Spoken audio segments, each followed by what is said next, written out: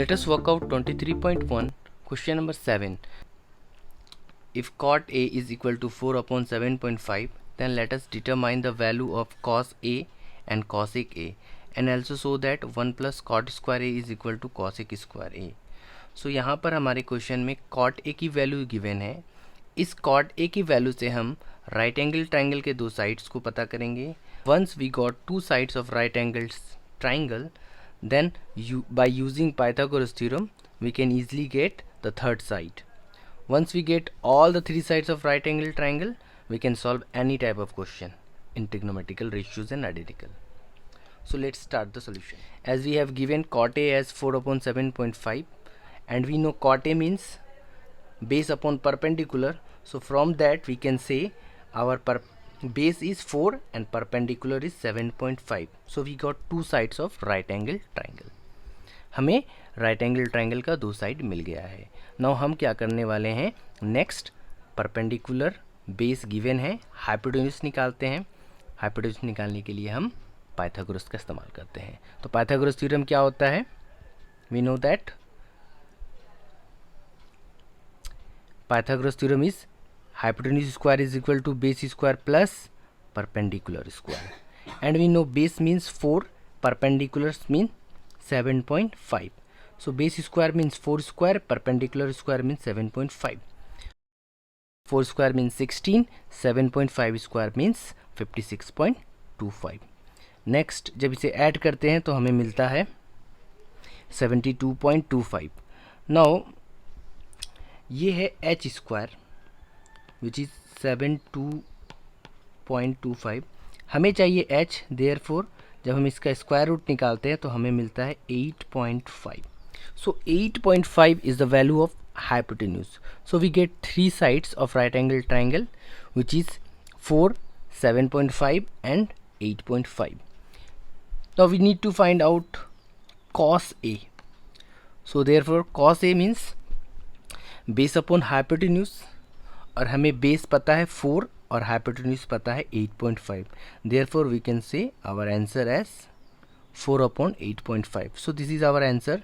Next we have to find out cosec A, और cosec A होता है hypotenuse upon perpendicular.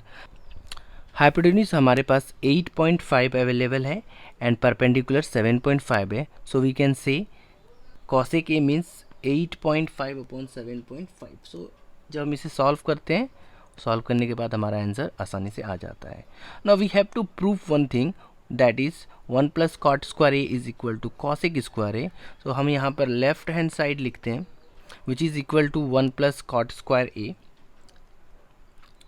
हम जानते हैं cot means 4 upon 7.5,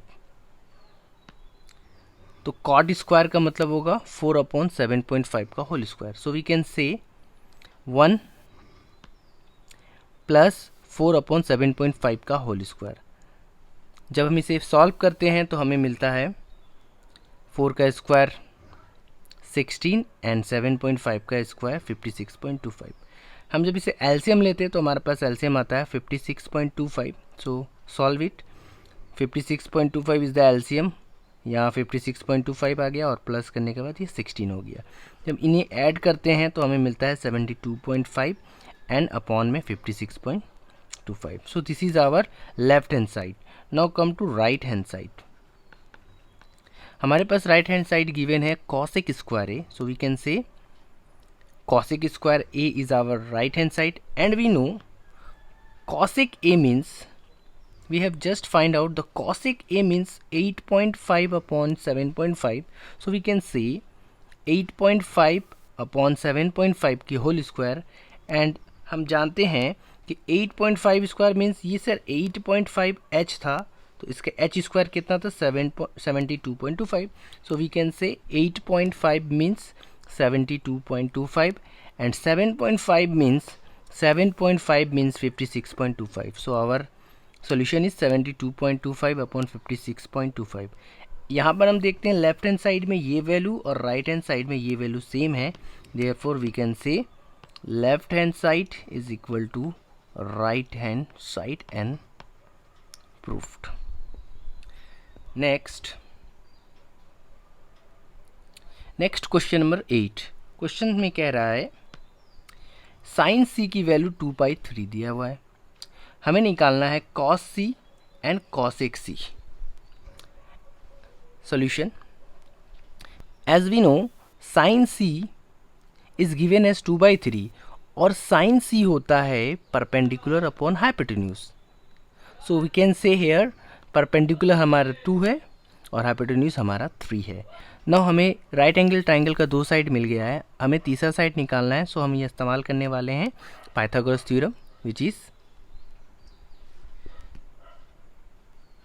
hypotenuse square is equal to perpendicular square plus base square.